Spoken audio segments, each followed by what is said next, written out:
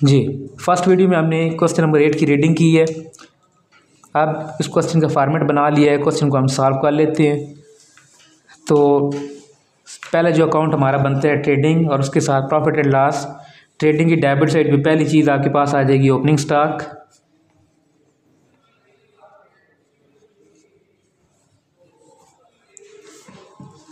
Opening stock आपके पास मौजूद है 10,000। इसके बाद जो दूसरी चीज़ आपके पास आएगी वेजेस हैं। वेजेस की अमाउंट आपके पास है 3,000। फिर परचेजेस आपके पास आ जाएंगे ट्रेडिंग में। परचेजेस की अमाउंट है 36,000। इसमें से परचेज रिटर्न आपने माइनस कर देनी है। परचेज रिटर्न्स आपके पास हैं 2,000। 36 में से 2,000 आपने लेस किया तो रिमेनिंग अमाउंट 34,000 आ गया। इसके अलावा ट्रेडिंग अकाउंट की डेबिट साइड पे कोई और चीज़ इस क्वेश्चन में नहीं आएगी। क्रेडिट साइड पे एक आपके पास आ जाएगा सेल्स आपके पास गिवन है 50,000 और उसमें से आपने माइनस कर देनी है सेल्स रिटर्न आपके पास कितनी है 1,000। लेस करेंगे तो रिमेनिंग अमाउंट आपके पास 49,000। इसके अलावा जो आपके पास क्रेडिट साइड पे चीज़ आती है वो क्लोजिंग स्टॉक होता है। क्लोजिंग स्टॉक आपको एडजस्टमेंट में गिवन है। पहली एडजस्टमेंट है 25,000 है। डेबिट साइड पे जितनी चीज़ें आती थी, क्रेडिट साइड पे जितनी चीज़ें आती थी वो हमने लिख दी। अब आपने चेक करना है कि आपके पास कौन सी साइड बड़ी है। जो साइड बड़ी होगी उसका टोटल दोनों तरफ लिखेंगे। क्रेडिट साइड आपके पास बड़ी है, इसका टोटल आपके पास बनते हैं 74,000। दोनों तरफ 74,000 आपने पुट कर दिया। और डेबिट पे जितनी अमाउंट्स हैं आपकी मर्ज़ी है, चाहे एक दफ़ा ऐड करके टोटल 74,000 में से लेस कर लें या 74,000 में से 1 बाय 1 पहले 10,000 लेस करें, फिर 3,000 और फिर 34,000 वो लेस कर लें। तो आपके पास जो डिफरेंस आएगा वो आपके पास क्या बनेगा, ग्रॉस प्रॉफिट बनेगा। अब ग्रॉस प्रॉफिट क्यों है? क्योंकि क्रेडिट साइड आपकी बड़ी है। क्रेडिट साइड आपकी होती है इनकम साइड। आपकी इनकम अगर ज़्यादा हो और डेबिट साइड होती है खर्चों वाली साइड और आपके खर्चे कम हो, इनकम ज़्यादा है खर्चे कम है, तो आपको प्रॉफिट होगा। यहाँ पे जो ट्रेडिंग अकाउंट से प्रॉफिट आपको मिलता है उसे हम क्या नाम देते हैं, ग्रॉस प्रॉफिट। आपके पास अमाउंट कितनी आ जाएगी, ग्रॉस प्रॉफिट की अमाउंट आपके पास आ गई 27,000। ऊपर आपके पास ग्रॉस प्रॉफिट CD, नीचे आके आपके पास ग्रॉस प्रॉफिट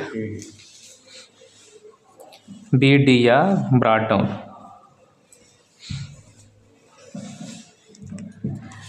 अब यहाँ पे आपका ट्रेडिंग अकाउंट मुकम्मल हो गया।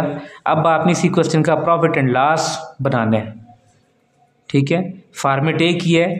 ग्रॉस प्रॉफिट से पहले वो ट्रेडिंग अकाउंट है और उसके बाद जो पोर्शन शुरू होगा वो आपका क्या होता है, profit and loss. Profit and loss की डेबिट साइड पे जितने भी इनडायरेक्ट एक्सपेंसेस हैं वो आते हैं और क्रेडिट साइड पे क्या आते हैं, जितनी भी आपकी इनडायरेक्ट इनकम्स हैं वो आ जाएंगे।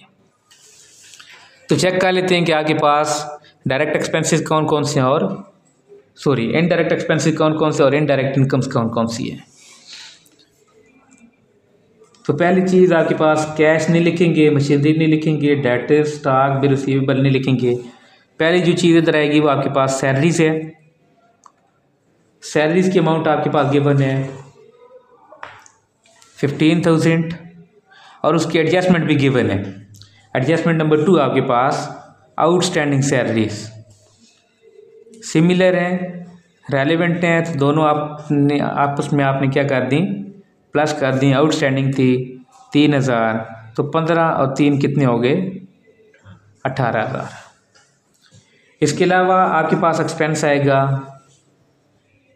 रेंट आपके पास कितने, 2,000। फिर wages, purchases, cell return, drawings इधर नहीं आएंगी। कैपिटल, सेल्स, परचेज, रिटर्न और क्रेडिटर्स नहीं आएंगे। आप थर्ड एडजस्टमेंट चेक करो, वहाँ पे लिखे हुए डिप्रिसिएट मशीनरी है 10%। मशीनरी को आपने डिप्रिसिएट करना है, वैल्यू कम करनी है, तो वो आपका इनडायरेक्ट एक्सपेंस है। इधर आप लिखेंगे डिप्रिसिएशन ऑन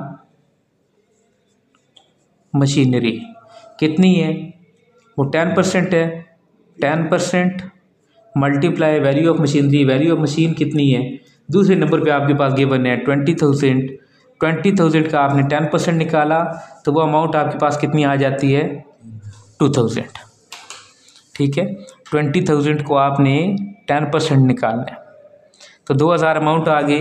इसके अलावा कोई और चीज़ यहाँ पे नहीं आएगी। अब आपने अगेन चेक करना है कि प्रॉफिट एंड लॉस में आपकी क्रेडिट साइड बड़ी है या डेबिट साइड बड़ी है। क्रेडिट साइड पे सिंगल अमाउंट है 27,000 और डेबिट साइड पे 3 अमाउंट्स हैं 18,000, 2,000 और अगेन 2,000। आप चेक कर लें कि आपके पास कौन सी साइड बड़ी है। 27,000 बड़ी रकम है, दोनों तरफ पुट कर दी और उसमें से ये 3 अमाउंट्स आपने लेस कर देनी है, तो ये टोटल अमाउंट बनती है 22,000। 27,000 में से 22,000 आप लेस करें तो ये आपके पास 5,000 है। अब इस 5,000 के सामने आपने क्या लिखना है, ये कौन सा प्रॉफिट होगा, ये आपके पास नेट प्रॉफिट होगा। ये किधर जाता है, ट्रांसफ़र टू बैलेंस शीट या ट्रांसफ़र टू कैपिटल अकाउंट भी आप लिख सकते हो। तो यहाँ आपके पास इस क्वेश्चन की जो पहली रिक्वायरमेंट है ट्रेडिंग प्रॉफिट एंड लॉस वो मुकम्मल हो गई है। नेक्स्ट वीडियो में जो इसका तीसरा पार्ट होगा उसमें हम इसी क्वेश्चन की बैलेंस शीट मुकम्मल कर लेते हैं।